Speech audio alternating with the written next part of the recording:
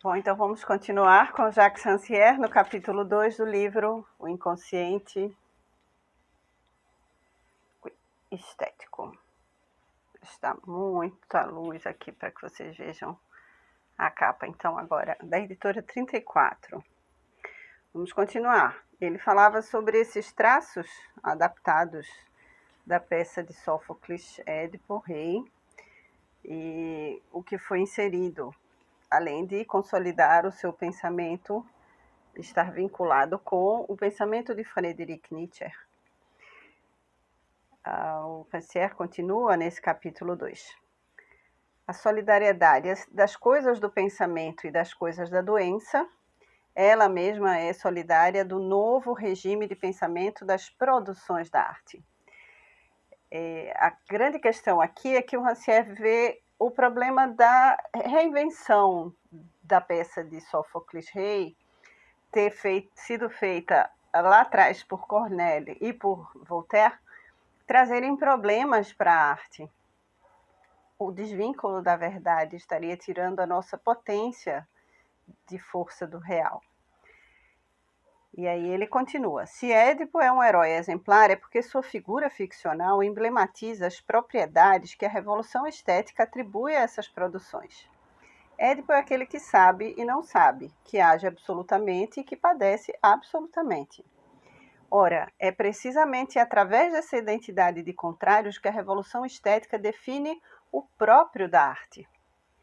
À primeira vista, ele parece apenas opor às normas do regime representativo uma potência absoluta do fazer. A obra resulta da sua própria lei de produção e é prova suficiente de si mesma. Mas, ao mesmo tempo, essa produção incondicionada se identifica com uma absoluta passividade. O gênio kantiano resume essa dualidade. Ele é o poder ativo da natureza, que opõe sua própria potência a qualquer modelo, a qualquer norma, ou melhor, que se faz norma. Mas, ao mesmo tempo, ele é aquele que não sabe o que faz, que é incapaz de prestar contas.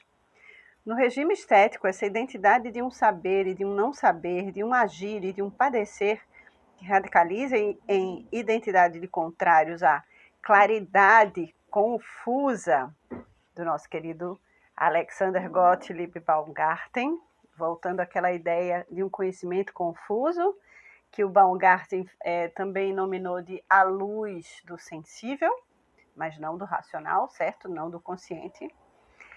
Constitui-se no próprio modo de ser da arte. Nesse sentido, a Revolução Estética já havia começado no século XVIII, quando Jean-Baptiste Vico, em sua Ciência Nova, se dispusera a estabelecer contra Aristóteles e a tradição representativa o que ele denominava a figura do verdadeiro Homero.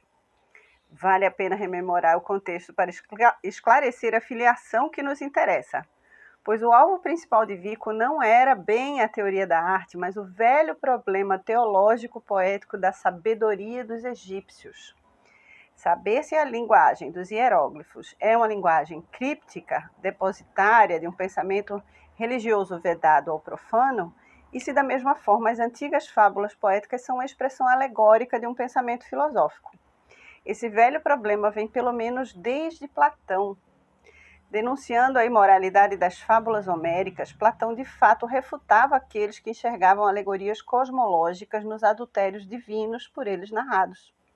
O problema ressurge na época proto-cristã, quando autores pagãos, para refutar a acusação de idolatria, mais uma vez se valem da sabedoria críptica presente nas escritas ideogramáticas e nas fábulas dos poetas. Retorna com força nos séculos XVII e XVIII, suscitado ao mesmo tempo pelos desenvolvimentos dos métodos exegéticos e pela querela filosófica sobre a origem da linguagem. Vico inscreve-se nesse contexto e dispõe-se a dar um duplo golpe. Ele propõe liquidar a ideia de uma sabedoria misteriosa oculta nas escritas imagéticas e nas fábulas poéticas. Contrapõe-lhe uma nova hermenêutica que relaciona a imagem não a um sentido oculto, mas às condições de sua produção. Todavia, com o mesmo golpe, ele arruína também a imagem tradicional do poeta como inventor de fábulas, personagens e imagens. Sua descoberta do verdadeiro Homero, entre aspas, novamente, refuta em 4 pontos a imagem aristotélica e representativa do poeta como inventor de fábulas, caracteres, imagens e ritmos. Para começar, demonstra Vico, Homero não é um inventor de fábulas e ficção. As suas supostas fábulas para ele eram a história mesma que ele transmitia, tal como a recebera. Em segundo lugar, Homero não é um inventor de tipos de caráter.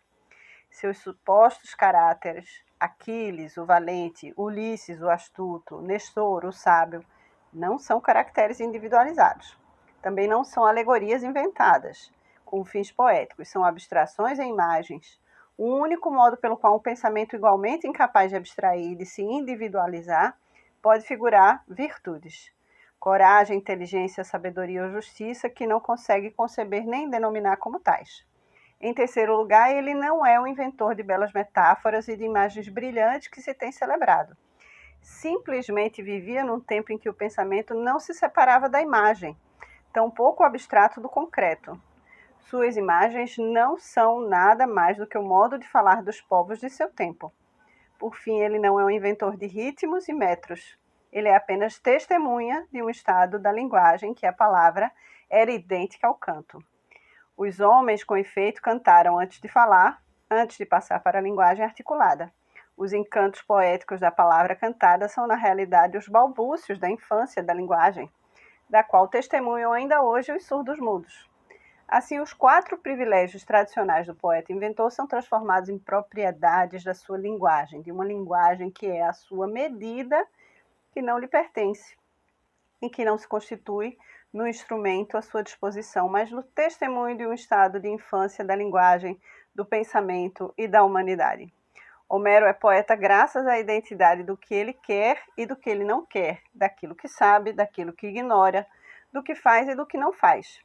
O fato poético está ligado a essa identidade de contrários, a essa distância entre uma palavra e aquilo que ela diz. Há solidariedade entre o caráter poético da linguagem e seu caráter cifrado. Mas essa cifragem não dissimula nenhuma ciência secreta. Ela não é, enfim, nada mais que a inscrição do processo mesmo pelo qual essa palavra é produzida. Veja, além de trazer Nietzsche, nosso querido Jacques Rancière traz também uma visão espinosista. Deus está na natureza, Deus é natureza. A figura de Édipo como tema trágico exemplar e universalmente válido tem como antecedência essa figura hermenêutica do verdadeiro Homero. Ela pressupõe um regime de pensamento da arte em que o próprio da arte é ser a identidade de um procedimento consciente e de uma produção inconsciente, de uma ação voluntária e de um processo involuntário. Em suma, a identidade de